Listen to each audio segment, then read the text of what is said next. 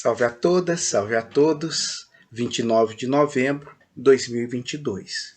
Então, caminhando com essa primeira temática, a ditadura da intimidade, a opressão que por vezes a gente tem manifestado dentro de casa, nas nossas relações, e como que elas dificultam, impossibilitam, inviabilizam aberturas maiores para a sociedade como um todo, para relações mais fraternas, mais amenas, mais suaves, como um todo. Mas isso eu creio ter falado no vídeo anterior, da semana passada, retrato, será de qual semana? Mais um vídeo aí no qual eu discutia sobre essa ditadura da intimidade. E pretendo especificar mais isso que na astrologia o pessoal vai ver como casa 7, a casa das relações, mas que a casa 8, a casa das pulsões, a casa relacionada praticamente ao quarto de dormir. Ali, esse locus da intimidade. E intimidades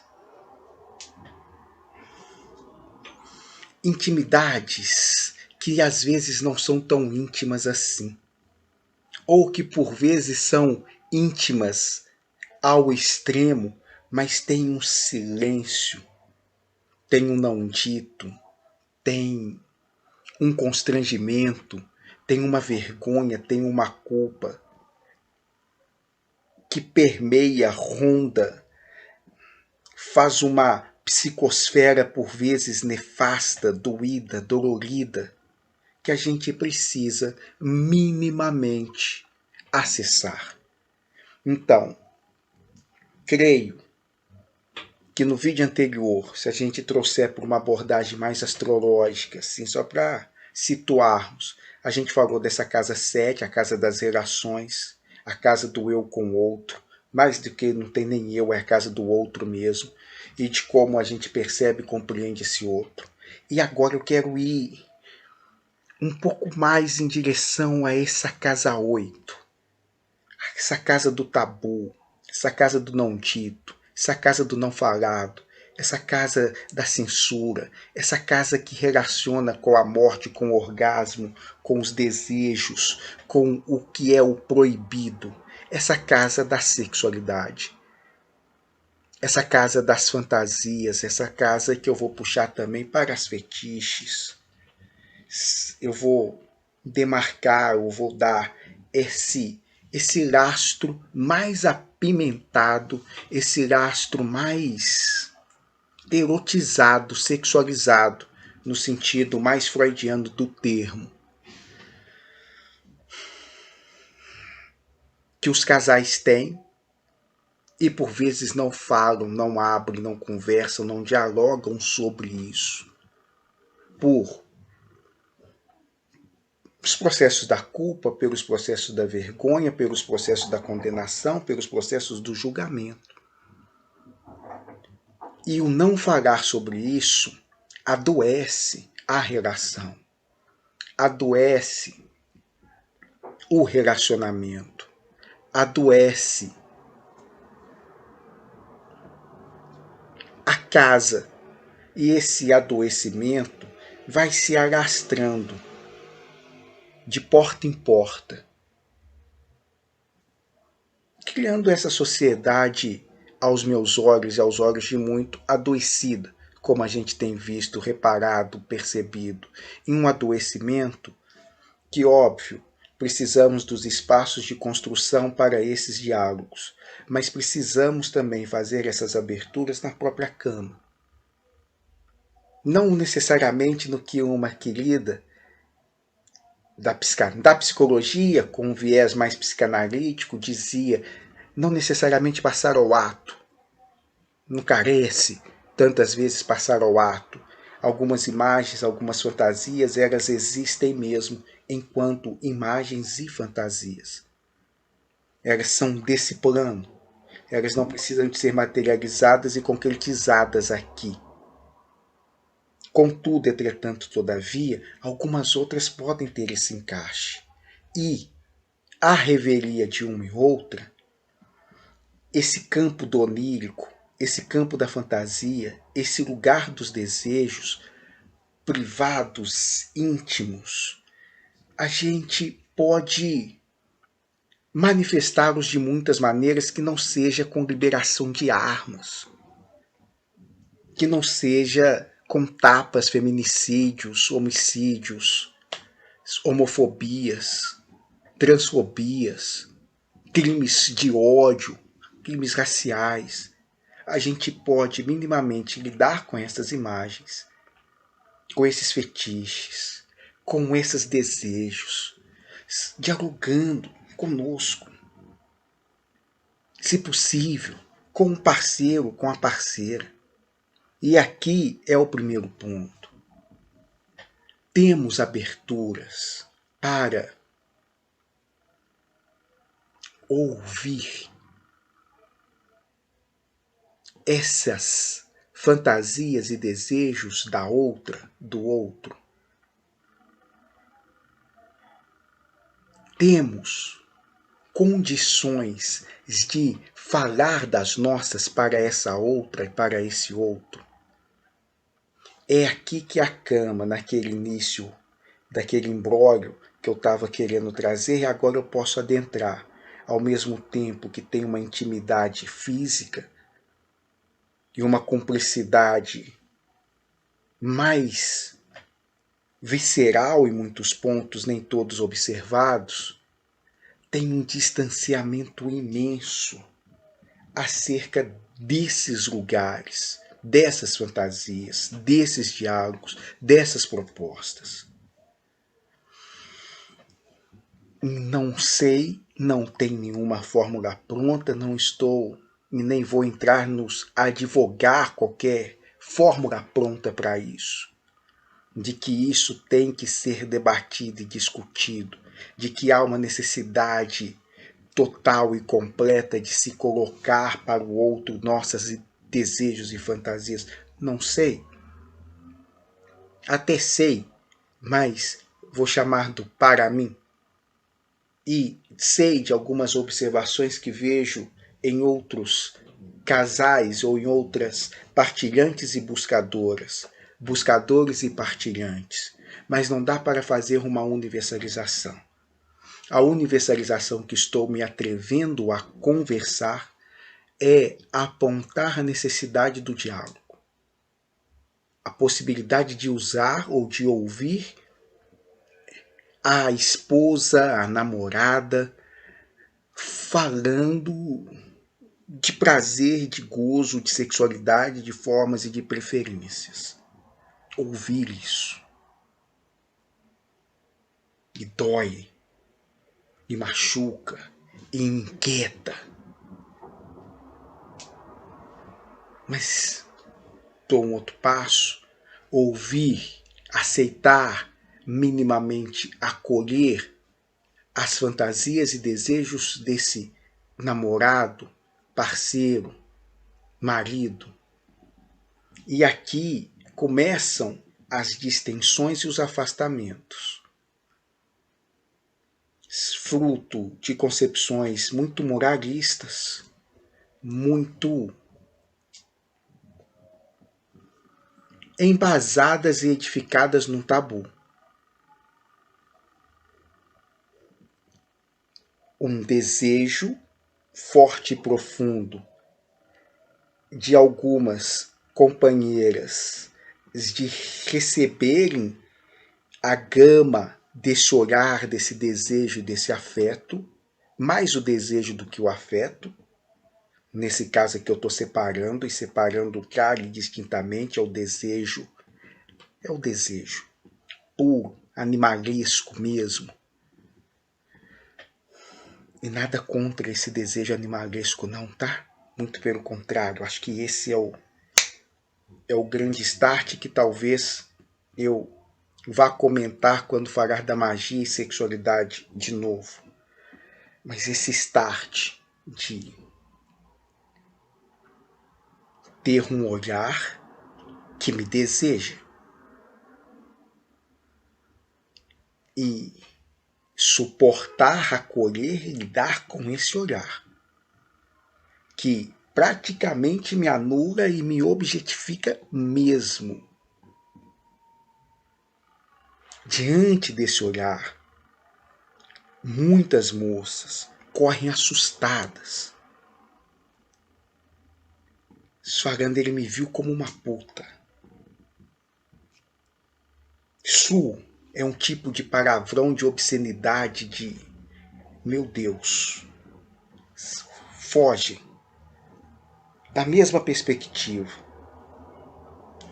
Eu vou sempre no meu amigo Nelson Rodrigues. Um amigo de redação. Chega cabisbaixo. Intranquilo. Fica lá tentando compreender o que está se passando.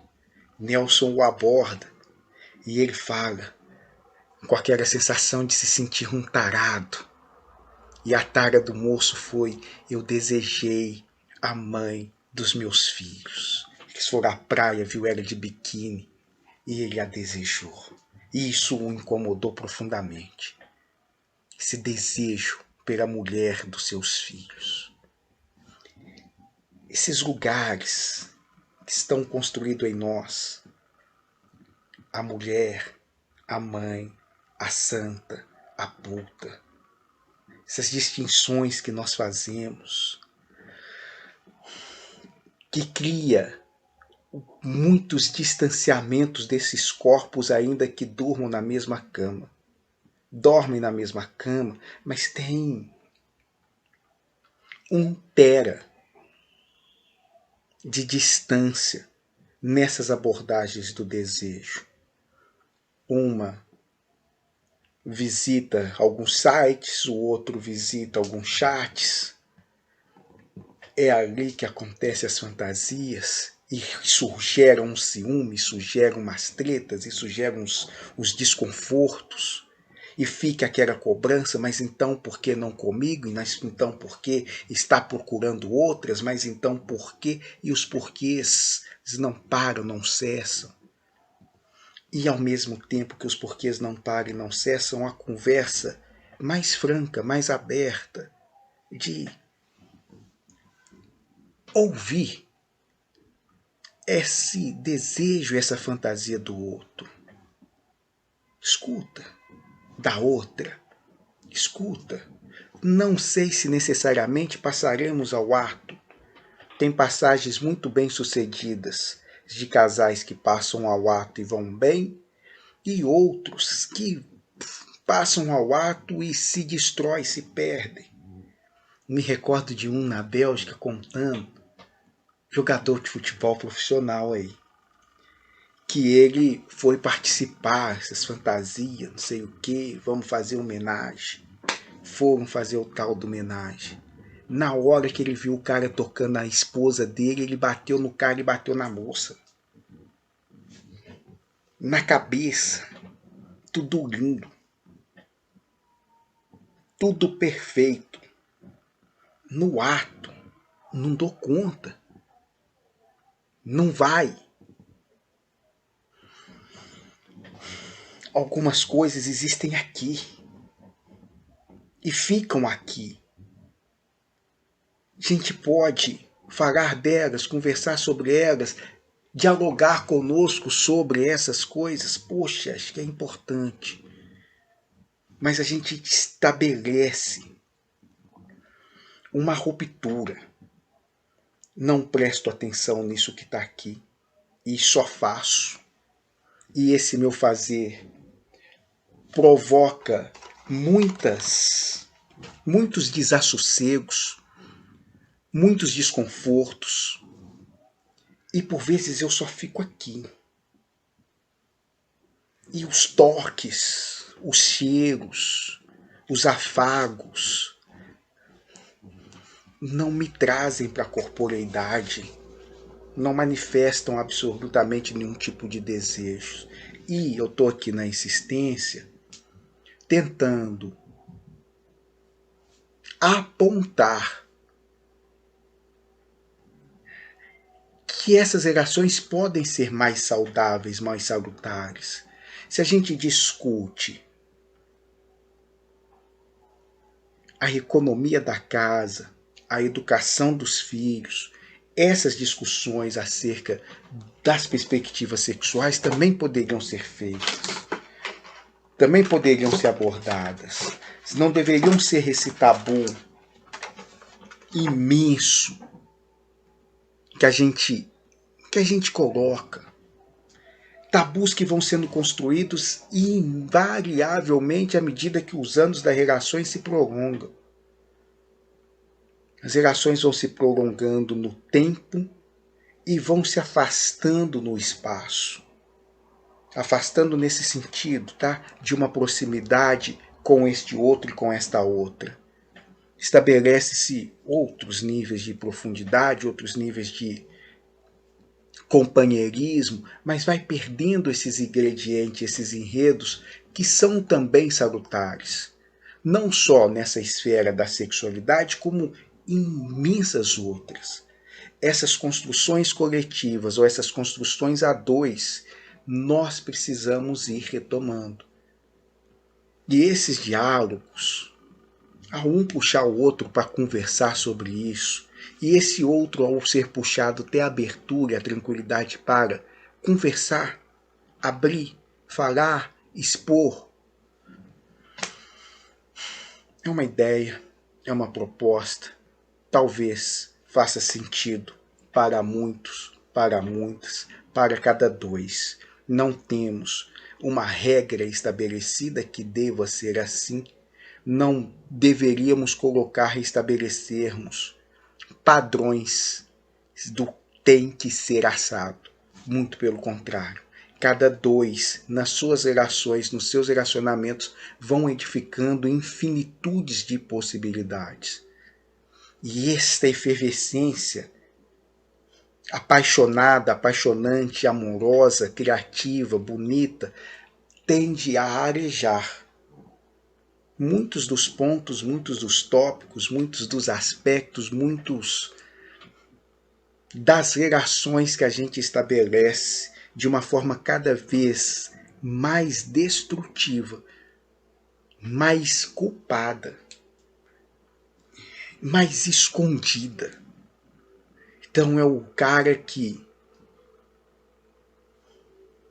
fica babando no site das novinhas. Eu fico insistindo sempre no site das novinhas porque os índices são absurdos assim. Quais são os absurdos dos índices?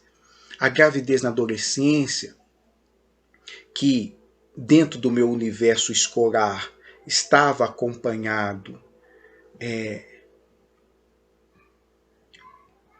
num primeiro olhar, essa menina é grávida pelo coleguinha de um turno de uma série, duas séries à frente, mas aí tem os dados mostrando de uma forma mais aprofundada que não, elas são engravidadas por homens mais velhos. Essa gravidez na adolescência é feita pelo cara de 20, 30, que não assume, que pede para essa menina fazer o aborto, que não tem condição de se assumir nem para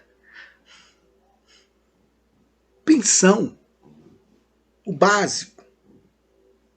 Então esse nível de cafajestada, de responsabilidade, é o que vai me chamando. O que é isso? Como é que é isso? Até quando a gente vai ficar manifestando esses desejos e não assumindo as consequências básicas dele? Tô nem aí.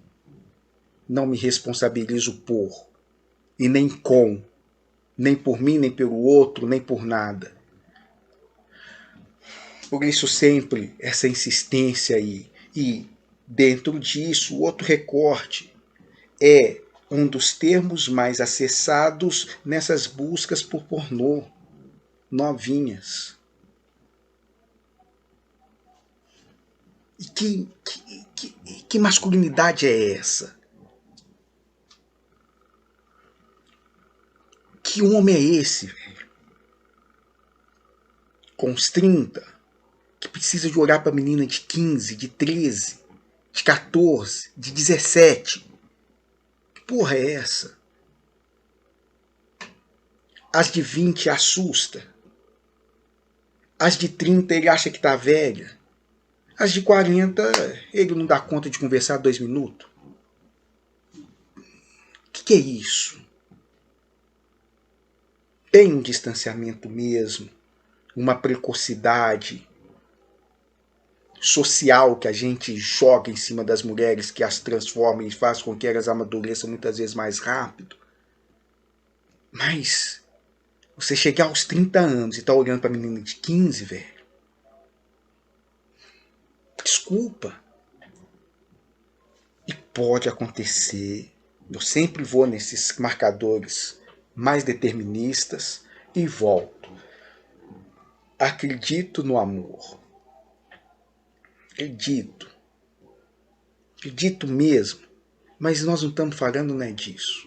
Nós estamos falando de padrões, de caras que vão para a porta da escola e ficam lá na porta da escola esperando e apontando.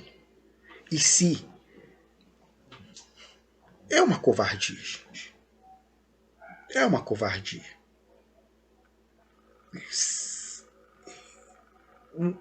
Um cara que está na idade, eu vou chamar, é um jovem, diante de uma adolescente. E esse jovem tem ali R$ 10 no bolso e uma bicicleta. Ele já está numa disparidade com essa menina absurda. Isso eu estou querendo dizer o quê? Que a conversa, a lábia, a possibilidade de convencimento desse mesmo cara com uma moça da idade dele ou mais velha, talvez não fosse, não rendesse. Mas ali, com uma faixa etária abaixo, com um poder econômico de R$ 10 e uma bicicleta, eu não estou falando nem de um carro, nem de uma moto, nem de um salário mínimo. Modifica tudo. Altera muito. Então as moças são interesseiras, é isso que você está dizendo? Não, gente. Não. É simplesmente esse fascínio do desejo. Olha quem está se interessado por mim. Ele tem uma bicicleta. Movimenta muitas coisas. Muitas coisas. Agora esse cara, sem bicicleta, sem R$ 10, consegue olhar para uma mulher da mesma faixa etária dele por 2 segundos, sem brochar? A maioria não. Ele consegue dar bom dia sem gaguejar para uma moça 10 anos mais velha do que ele? Provavelmente não. Então, essa masculinidade empobrecida vai recorrer sempre a esses subterfúgios. Quase no berçário. Vou lá, dar balinha. Ali eu cheguei na pedofilia estritamente. É lamentável, é terrível, é assustador. É assustador. Bom, dá mais um pouquinho só para fechar e concluir. A gente pode conversar sobre isso. Homens, mulheres, mas de uma maneira menos barra e botequim e um pouco mais séria e profunda, que é o que a gente tenta fazer quando está discutindo sexualidade, amorosidade dentro da escola. Nós precisamos, gente. A sociedade precisa falar sobre o amor. A sociedade precisa discutir sobre sexualidade. Isso, Freud é do século XIX, gente. Final do XIX, início do século XX, nós estamos no XXI. Nós podemos discutir isso. Porque o fato de rebolar até o chão, mexer com a perna giratória 360 graus, isso não tem absolutamente nada a ver com o que a gente está conversando. Nós estamos falando desse espaço da intimidade.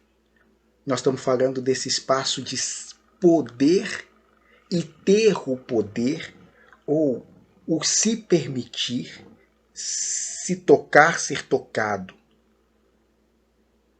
Ser tocada e tocar.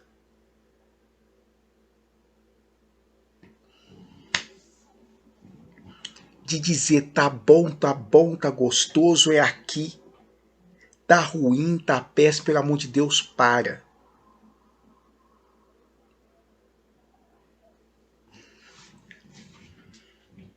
De termos condições de conversarmos com esses desconhecidos e desconhecidas. O que é isso? Como é que você sente prazer? Especialmente aqui eu estou falando do ato sexual mesmo. Mais pra cá, mais pra lá, desse jeito aqui, assim, falando isso, dizendo tal coisa. Porra. Tem o processo da descoberta, que é muito legal, mas tem nortes que a gente pode ir acenando.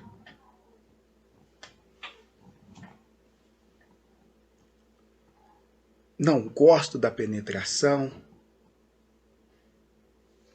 Se dependesse de mim, não teria penetração jamais, vai dizer uma moça. Olha, não vem com esse tal de preliminar aqui não, só penetra rápido, acaba com esse trem, porque isso nunca é bom mesmo. Não sei. A gente pode ouvir, escutar, dialogar, compreender. E trazer essas questões que geram muita insatisfação, muita insegurança, muita revolta, muita dor, muito sofrimento, muita culpa. E isso contamina o ambiente. Não precisa ser dito. Incendeia. Você chega na casa, o pessoal percebe. Lembra que eu estava um dia na casa de uma moça linda? E aí chegaram umas moças, e eu não sei o que eu fui fazer, acho que eu fui ao banheiro, e as moças viraram e disseram assim, aqui tá com cheiro de sexo. Isso ela me contou depois, assim, falei assim, olha que louco isso. Porque não tinha vestígio. Mas tinha. Tá aí, tá no campo. Tá no campo. Você não tá vendo, mas a gente tá lendo e tá percebendo, isso vai nutrindo, isso vai subnutrindo. Precisamos conversar sobre. Vou para os outros dois e vamos ver se a gente intercala um pouco disso. Beijo grande aí.